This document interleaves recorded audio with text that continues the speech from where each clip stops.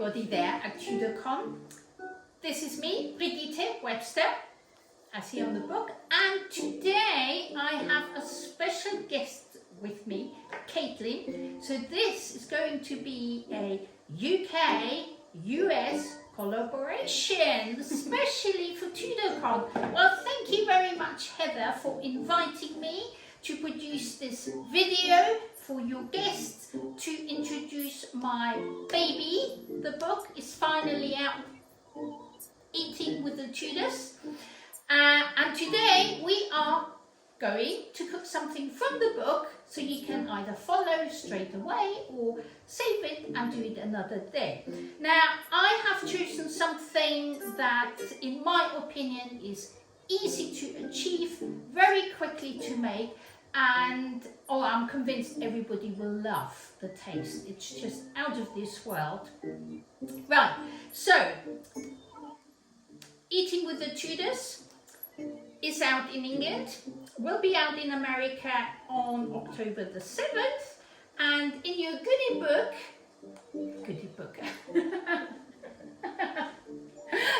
your goodie bag, you will find one of these bookmarks which enables you to order a copy right from the American bookstores.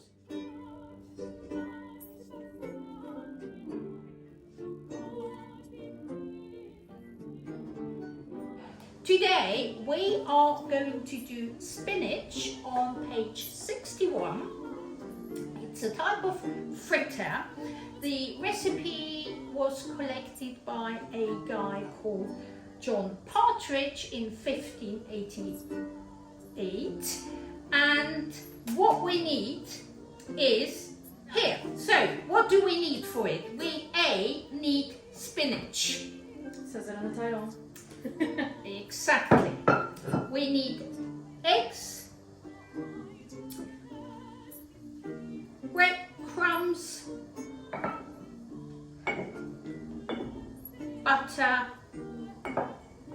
a little bit of salt, and a little bit of sugar. That's all. So no meat. And you can already see, no, the Tudors did not just eat meat. They did have their vegetables, but we tell you a little bit about it later.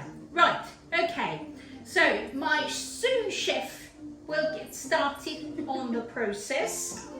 First of all is we take this spinach and we plonk it into boiling hot water for a minute or two to make it nice and soft. So Caitlin, can I ask you to turn around, and there I've already got a pot full of boiling water, and we just add the spinach leaves. They really don't take very long, a minute or two most, and because we're super efficient here and we need to pack it all into 10 minutes, what we have done is we've prepared one earlier.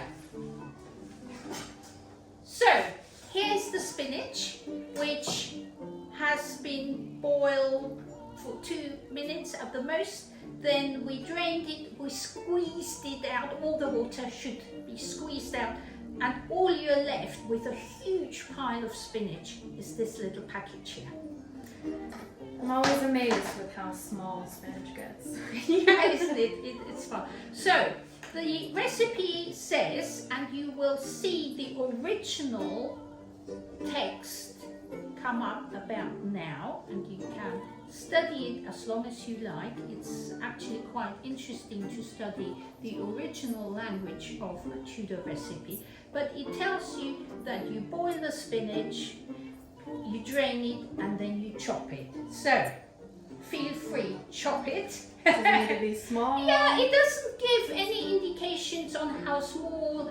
It really means that it depended on whether people wanted it really small or more chunky. There's a lot of freedom in Tudor cookery. One aspect that I find so charming about it is that it allows you to take your own measurements, or, you know, how you like it. So, yeah, see, it's very easy to chop it small. Right, step number 2 is, it says take eggs. Well, some people say how many eggs. Again, it depends on many things. It depends on the size of eggs. Tudor eggs were a lot smaller, probably just the size of that. But this recipe doesn't give us any number of eggs. Therefore, I took the liberty, and we are 6 here at the moment, so I usually take 1 egg per person. The recipe says to just open it up and put it in a bowl. So if you'd like to take the same, but if you hold it and just crack it open and let it fall in without, or do you want me to do it? Yeah, I'll do it the American way. Yeah, Crack exactly. it open that way. Cool. Yeah. There you go. Okay, so we now beat those eggs, give it a good old stir. You can tell I'm not a chef. Yeah, nice. The recipe says to take the butter and let it melt in a pan. Perfect. So we add the spinach. In it goes. Oops. Yeah, just stir it in. Perfect. And then we add breadcrumbs. Again, big question, how much? The recipe doesn't give you any specific measurements because Tudor cooks understood that it depended on for how many people you cooked, how big your eggs were, and other things. So we start off with a handful, but it's more important that you get the consistency right rather than precise measurements. So let's stir that in. The recipe does make that very clear. It says make a batter that's not too thin nor too thick. And then it goes on and says, with a spoon, put in the batter into the pan. So we get a very clear picture of what we need to achieve. I think that's still a little bit too, so we add another one. And you just play around, you can't go wrong. Start off with little and keep adding until you are happy with the consistency. Remembering it needs to be thick enough so you can take a spoon and hold a batter on it. Okay. Then the last 2 ingredients are salt and sugar. Now, you probably would not have considered putting sugar into your fritters. Why did the Tudors do it? For taste? Did they want to turn it sweet? No. They added it because that white gold was pure medicine. They really believed that sugar would make whatever you prepared, however bad it was for your health, this ingredient will turn it into something good. So a pinch of sugar for our health. I mean, if you like it sweet, you can add more, but 1 is enough. Makes me think of the modern spoonful of sugar helps the medicine go down. Yeah, there you go. There you go. Exactly what has changed, really. And salt. And salt is for taste. So let's put that in. We stir it again. And depending on what kind of breadcrumbs you've got, you will have by now either a very smooth looking batter or one like I really grated my stale bread just like the Tudors did, so it's a bit chunkier. It's fine, it's absolutely fine. And I think we can start putting it into our melted butter. Again, people would normally ask, well, how hot does it have to be? I generally prefer to cook on a slightly lower temperature and leave it on there longer than going too hot and burning everything. So my advice to you is medium heat, start there, watch it, and we'll see where we go. So Caitlin will turn around now, and she will use a spoon, a spoon, and if you just take it over and then pour it in, leave it, because that's the first one is the tester, to wait until it's hot enough, and then we just really watch them. They take not very long. I will leave you in charge now. So when you see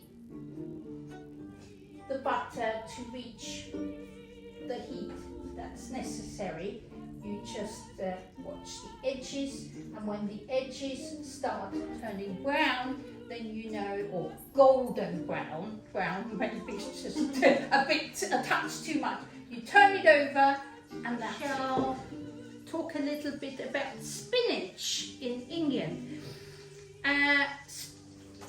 Spinach as a vegetable wasn't around in England for a long time before the Tudors.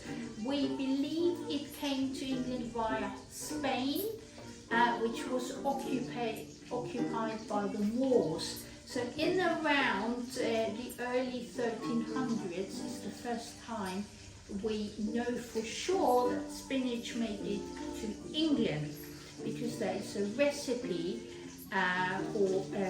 in the book, A Form of Curry from 1390, that does use spinach for the first time. What did they use before? Well, there was plenty. There was, for instance, sorrel.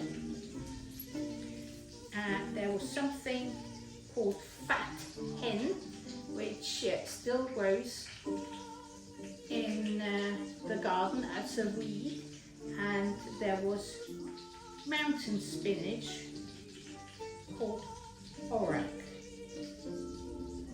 So we have now fried it, as you can see.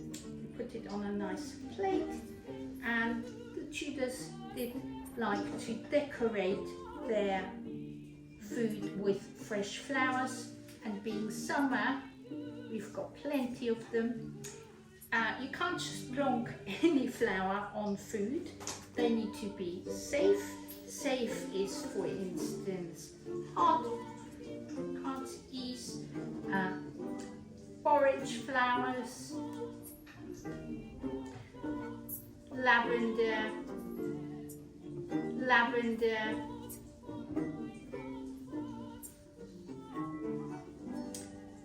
marigold. Pot marigold was a particular favourite, and then there's also the nasturtium, which was a new thing, a new flower in Tudor England, and here we are.